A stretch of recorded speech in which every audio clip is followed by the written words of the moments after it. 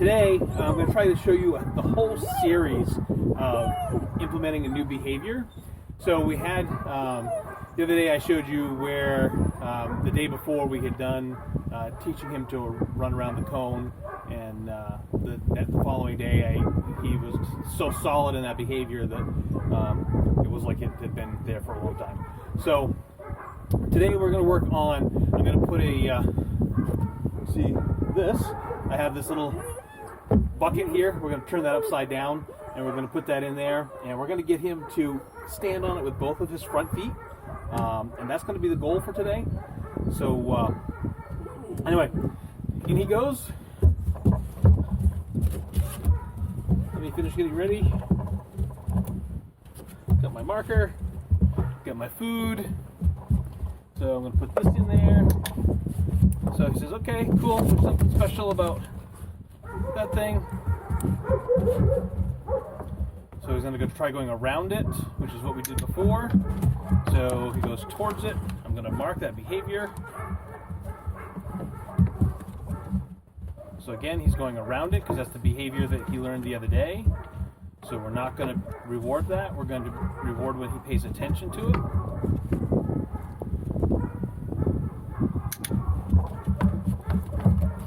So you can see there I marked, he was facing,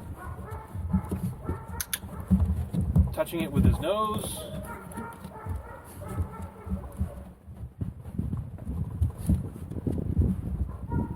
So he's continuing to do the behavior from the other day, going around. He turned and looked at it. I want him to reinforce to him that yes, there is something about that upside down bucket that is going to get him a reward, but it's not running around it, which is what he knows from the cone. So you can see he's continuing to try that behavior because he knows that that has been successful.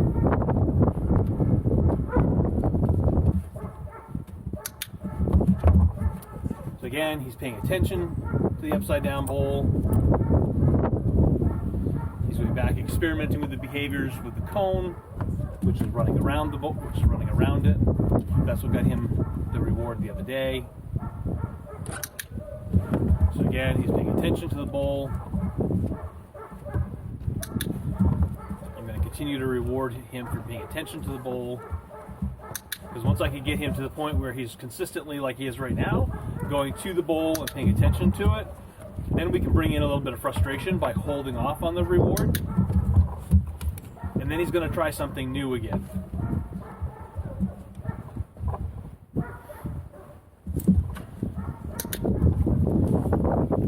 So we do want to make sure that we give enough time in that behavior that we continue to build on that behavior and we don't lose what we gained. So I just missed a really good opportunity because he actually stepped over the bowl, and I missed marking that. So now he's getting a little frustrated because he's like, I've been rewarded for putting my nose to this. Why am I not getting rewarded for that now? So I'm going to go back and reward him a few more times. Again, this is all him experimenting with his environment. There's absolutely nothing that I've done to lure him. This is all straight up him learning about interacting with his environment to gain reward. So there he's pointing. I'm going to withhold. Sitting in the right position. So again, his foot just touched the side of the bowl. I'm going to reward that.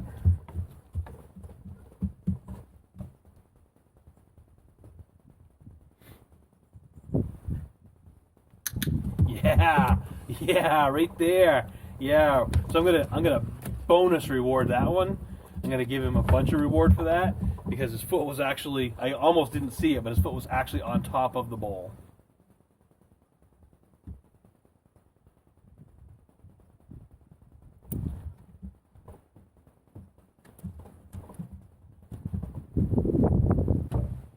So I'm gonna go ahead and lure him onto this a couple times just to see if we can't speed things up a little bit. Maybe.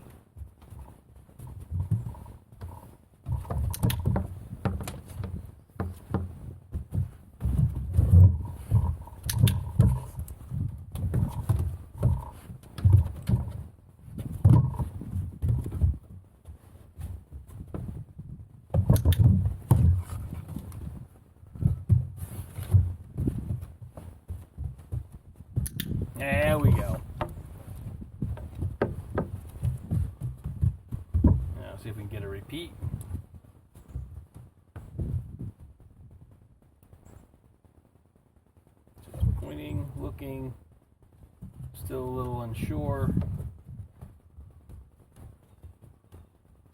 Walking around.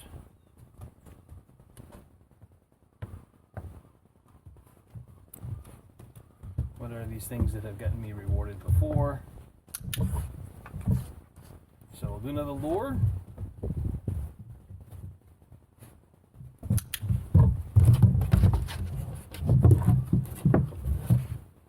We're upside down and backwards here.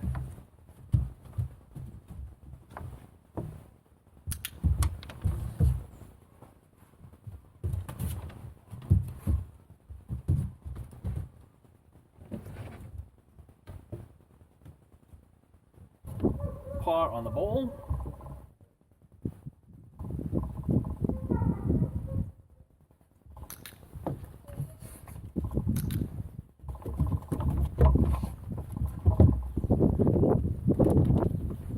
And I marked that one twice because he still had his paw there and I wanted to reinforce that. There we go.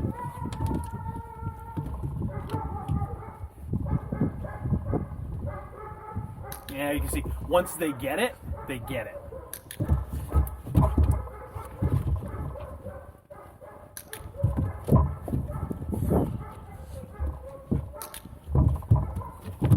At this point, I am trying to feed him. I'm coming to him with the food just to reinforce that I want to that was my fault. So I marked there where I shouldn't have because I was anticipating that he was going to touch the bowl. But I'm not going to not pay him if I make a mistake. You always pay the dog. If you promise to pay the dog, you pay the dog.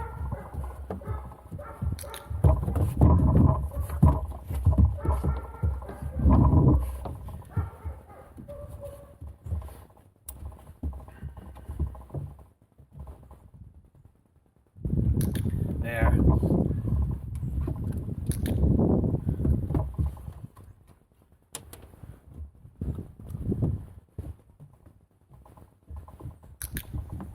So now you can see he has now figured out that the key to getting paid with a bowl is to stand on or to touch the top of the bowl.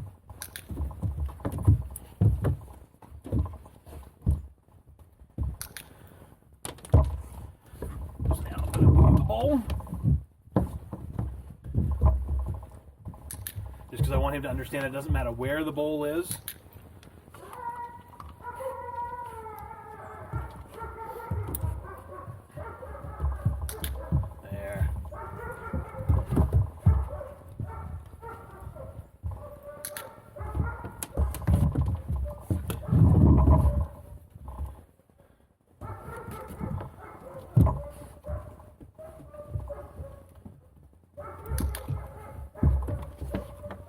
So again, this is something you can use if you want to do a send away with your dog.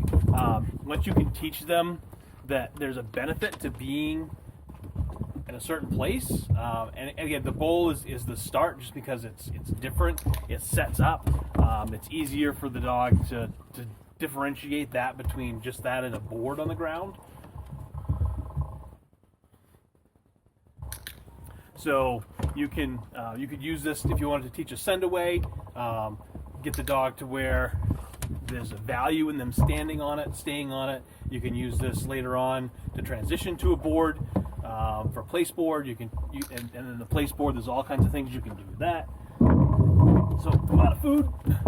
So we're going to call that right there. So that was 5.5 minutes. So the first two sessions were both like 15 minutes long. Or 14.5 minutes long. This one was just over 5 minutes. And I just found enough food to get one more repetition. So let's go for one more repetition. Yes. And then we'll say no more one more time. All right, so I hope that helps you understand a little bit of shaping and marker training. If you want to know more, feel free to reach out to me at Von Woden at tds.net. That's my email, VONWODEN at tds.net, and I'll put a link in the video for that. Thank you. Have a great day.